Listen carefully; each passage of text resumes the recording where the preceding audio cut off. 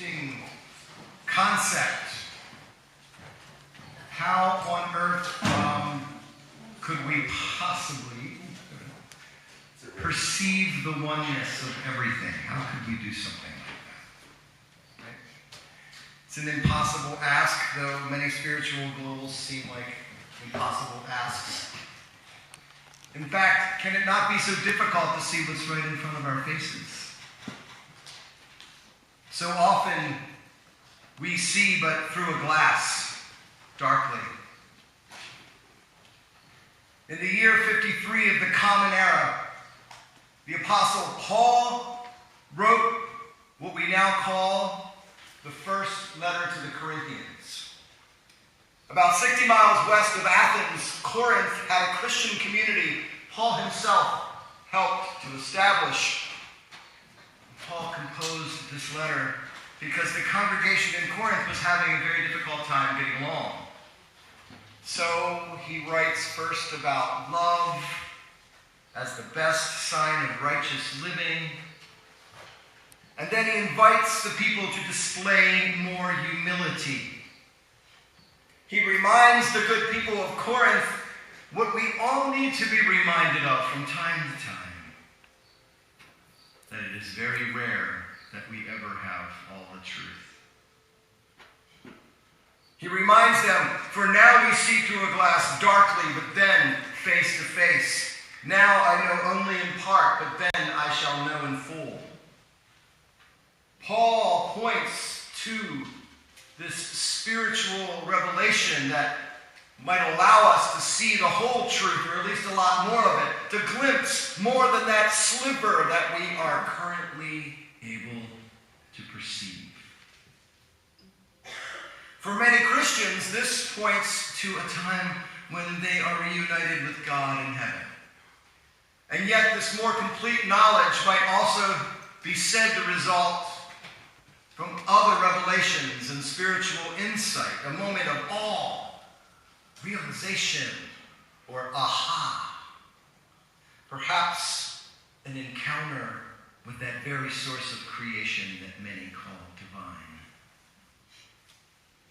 The very process of having more of the truth of this world revealed to us partakes of the divinity inflamed in our hearts.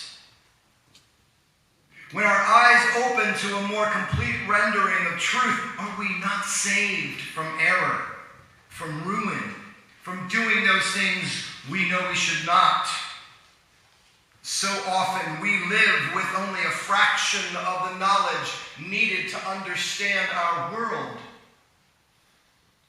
Spiritual insight, gifts of larger truth help us perceive a greater wholeness, that oneness of everything, moves us to deeper integrity and humility.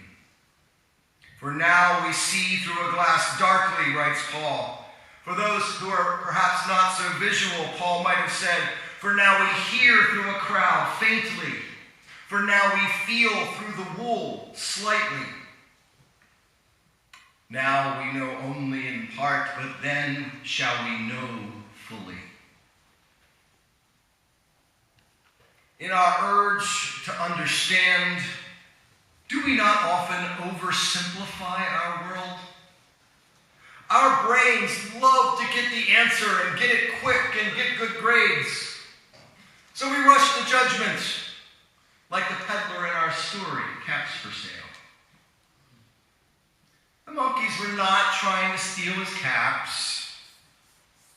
His incomplete understanding moved him to anger. And likewise, do we not move with passion and often with a sense of certainty we do not deserve toward conclusions that reveal more about ourselves than our situations? Let me see if I can demonstrate this.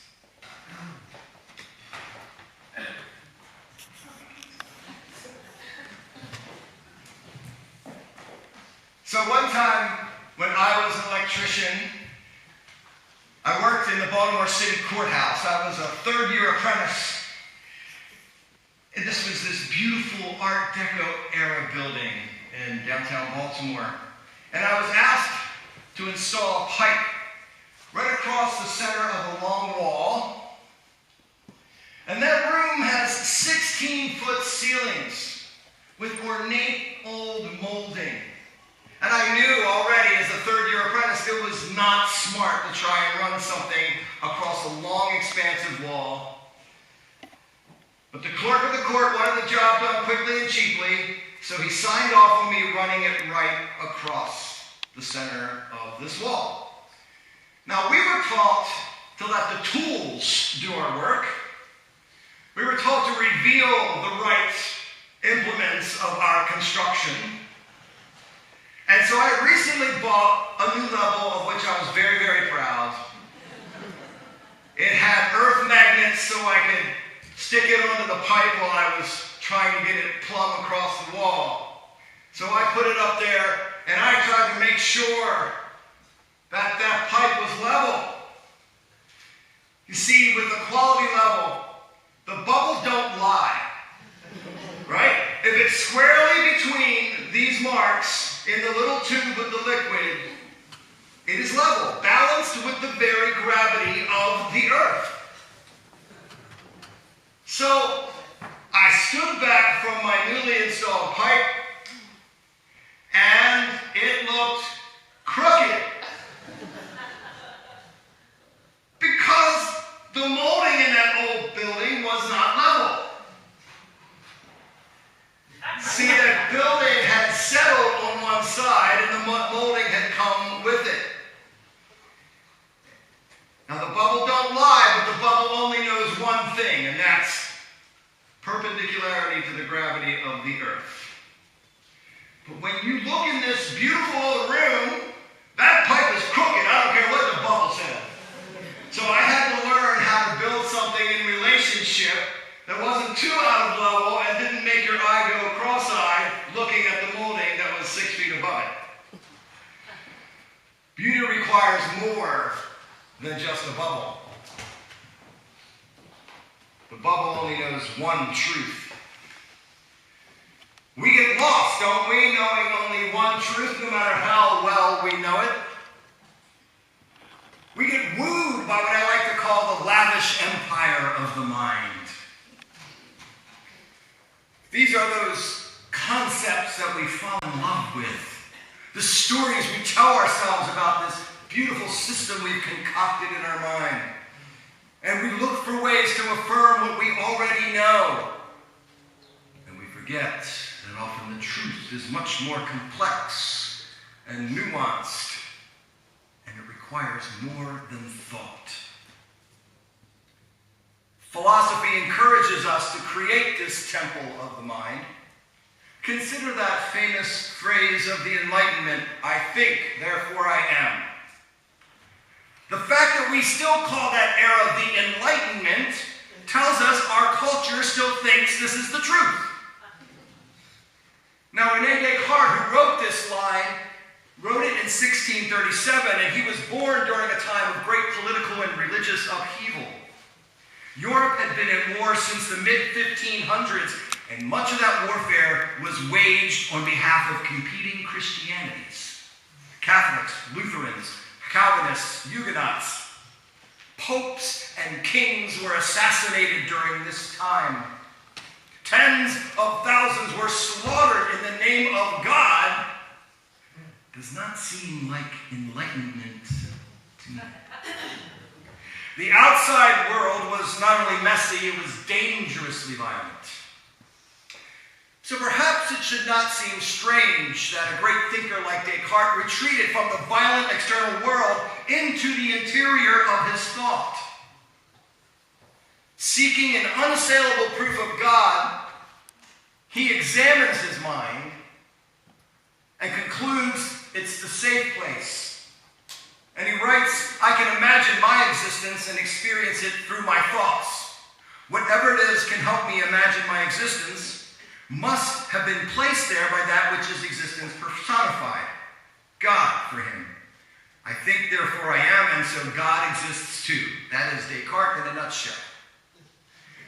But what is lost when we hail the intellect as the sole guarantor of our existence, the sole process defining humanity.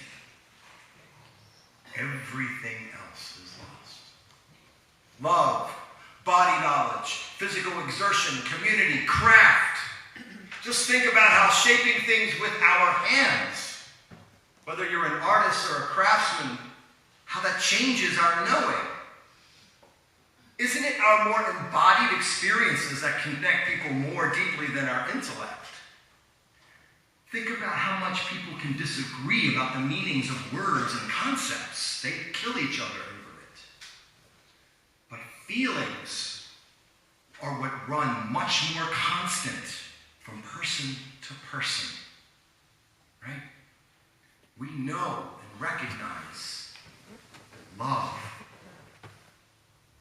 We learn through so much more of our being than just our intellect.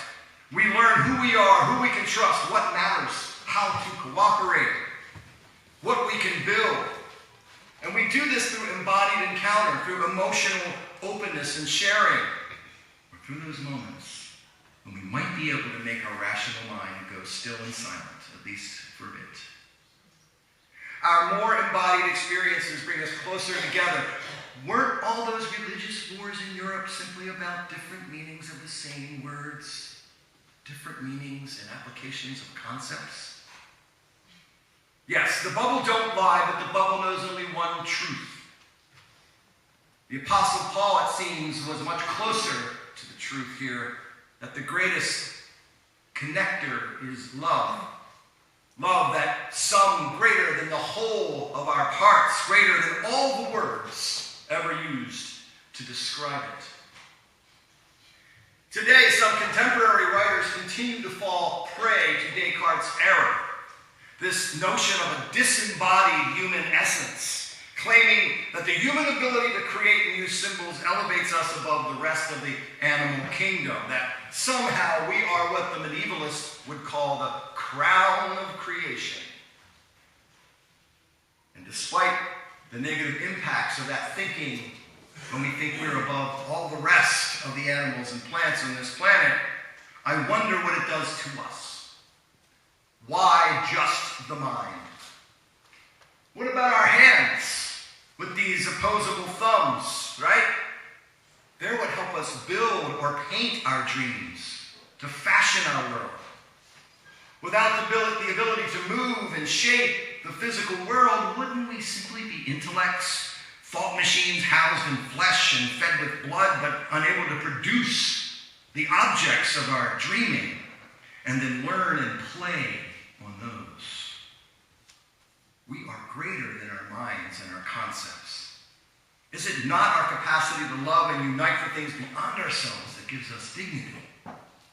Everything we do with our hands and our hearts shapes what we think and know. We feel, therefore we are. We build, therefore we are. We care, therefore we are. We unite, and therefore we are human. Let us stop dismembering the human personality. The modern world remains built upon this error, a colonization of our humanity by an idea of the mind born in the mind. And we have built a cult around this one so-called intelligence, have we not? We see it everywhere, from the chains of perfectionism that make people hate themselves for not being perfect, to the strictures of a dualism casting everything as good or evil, right or wrong, whole or broken, welcome or not, rather than trusting themselves to languish and play in fields of gray. We see it in those scandals in the news, right? Where rich parents have bought their underachieving children places in the nation's finest schools. The very reason this can happen and is a scandal is proof that maybe we've got it wrong. I did not need, by the way, a couple of rich actors to get caught in this college admission scandal to teach me the world was stacked against folks who grew up like me. Blue collar, poor, no legacy of university attendance. And I am sure that Being a straight, cisgendered male, white and able-bodied, that this unfairness is in no way news to our friends and neighbors of color or different abilities or LGBT or different body sizes or gender fluidity. The world is not fair, so stop telling us it is, and stop telling our children it is. It does them a disservice. Stop making idols of things that amplify unfairness and inequity. The cult of the best college belies an embrace of this manufactured march of credentials. It's a twisted notion that it is not one's efforts or insight or creativity or industry or compassion or being, but only one's institution that gives one their primary worth. We are all so much more than the sum of those parts of institution, credential, degree, and fellowship. Not that they have no worth. We have just valued them way out of proportion for our health and for the betterment of society. Let us recall that humanity has so many different intelligences. Jan Childers famously cites many of them: nature intelligence, audio or sound smarts, mathematical intelligence, life or street smarts, interpersonal intelligence, body knowledge, mechanical intelligence, verbal smarts, self-knowledge, spatial intelligence. Reverend Anya shares a story about this last one from her youth. Her particular intelligence made it nearly impossible for her to pass a spelling exam. She was heartbroken as a child and felt shamed. She was supposed to be smart and get good grades. And one day, by a blessing of circumstance, a program was introduced to her school in her 5th grade year that was meant to serve youth with elevated spatial intelligence. Now, Reverend Anya is that kind of person that can look at a mess of boxes and assure me they're all going to fit into the trunk. And they always do. And she doesn't measure anything when she cooks. She just knows. How do you do that? This program that allowed her to excel spatially saved her, she says. And it saved her from a life of shame in school because it acknowledged another part of her humanity, an intelligence beyond that of mere concepts and thought, which our schools still champion out of proportion. So how do we honor all of our intelligences? How do we recognize their value and thereby the worth and dignity of every other person, including ourselves? All of you is holy, not just your mind. We learn and love through our hands, our heads, and our hearts. We learn and love through our eyes, our ears, and our interactions. We learn and love through our introspections, our experiences from the natural world. The bubble don't lie, but it knows just one thing. The world and we who inhabit it are much more complex than our culture likes to admit. We see through glasses darkly, diminishing our perception of wholeness. Beware of idols of the mind and the systems set up to encourage and perpetuate them. Instead, let us ask, as that fabulous Irish mystic, John O'Donohue, teaches, our bodies are blessed, right? Our senses are sacred thresholds. We live in a more complete existence and prepare ourselves to know more complete truth when we recall that holiness is, yes, mindful, but it's gazing and feeling and hearing and touching and building. Our whole, your whole, is greater than the sum of its parts. So when you see a deficiency in loved ones or friends, in teachers or preachers, and especially in yourselves, remember, there is always more to you. There is more to know. We look through glasses darkly. The whole truth is out there traveling toward us. All of you is holy, and all of you is worth knowing more, to feel the love for yourself in this world, you should feel.